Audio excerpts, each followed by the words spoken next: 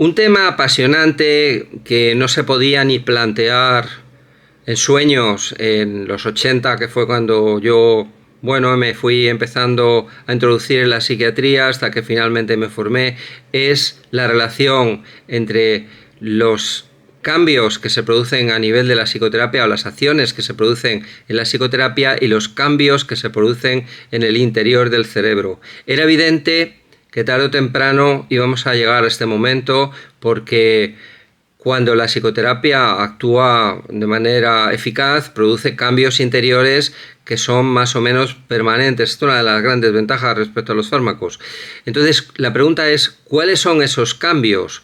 Pues bien, sabemos que la psicoterapia mejora distintas zonas. Una de ellas es la amígdala, que es una estructura que se encarga de amplificar el miedo y que a través de la psicoterapia cambia de estructura, morfología y se vuelve de menor tamaño. Otra cuestión es la corteza prefrontal, que es una estructura directamente relacionada con el análisis de la actuación o la planificación de las respuestas. Por supuesto, también otro núcleo determinante es el locus coeruleus. Este núcleo es el lugar de la hiperactivación y el sentimiento de alarma. Se acentúa en los estados de ansiedad. Se ha observado que la psicoterapia prolongada reduce el tamaño de este núcleo. Pero es que eso no es todo.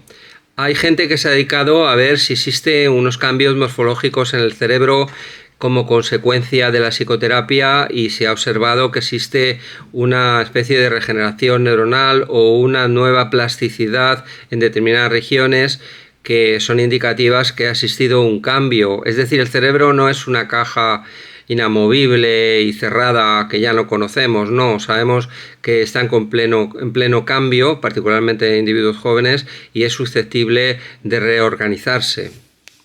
Por ejemplo, se ha observado que los cambios característicos que existen en una terapia cognitivo-conductual afectan con una porcentaje alto de individuos, se basan en una reducción de la hiperactivación de la amígdala y segundo, una mayor pleomorfismo y capacidad de la corteza prefrontal. Esto es indicativo de una reducción de la ansiedad y una mayor capacidad del autocontrol del sujeto. Incluso hay gente que ha determinado que hay unos cambios en unos factores que se llaman BDNF, que serían factores tróficos. En realidad son como unas moléculas que lo que hacen es estimulan la productividad neuronal y estimulan la plasticidad y la neurogénesis. Pues estos factores también se ven incrementados en la psicoterapia.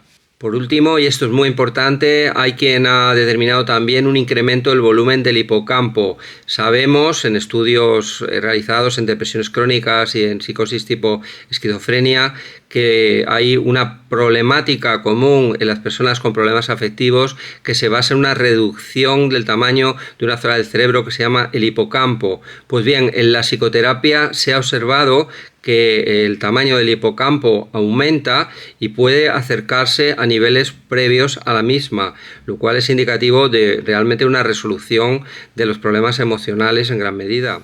Esto se ha visto con terapias cognitivo-conductuales, pero también con terapias de tipo de corte psicoanalítico. Por último, otro elemento que también ha sido estudiado bastante a fondo es la cuestión del cortisol. El cortisol ha sido muy demonizado, particularmente en los medios, al ser una hormona que se ha relacionado con el estrés, pero realmente el cortisol cumple unas funciones importantísimas a muchos niveles del organismo en la que no vamos a entrar y por lo tanto no es una molécula necesariamente nociva. Pero sí que es cierto que en las depresiones crónicas se ha observado que aumenta mucho su nivel. Lo cierto es que la psicoterapia reduce los niveles de cortisol y por tanto contribuye a una normalización de esta variable. En definitiva, entramos en una época en el conocimiento del cerebro que por supuesto resulta fascinante porque ahora empezamos a poder medir la interrelación entre el impacto de las cuestiones externas con los cambios biológicos internos y a su vez también la capacidad que tiene la psicoterapia de reorganizar y modificar el encéfalo para mejorar el funcionamiento interno del individuo.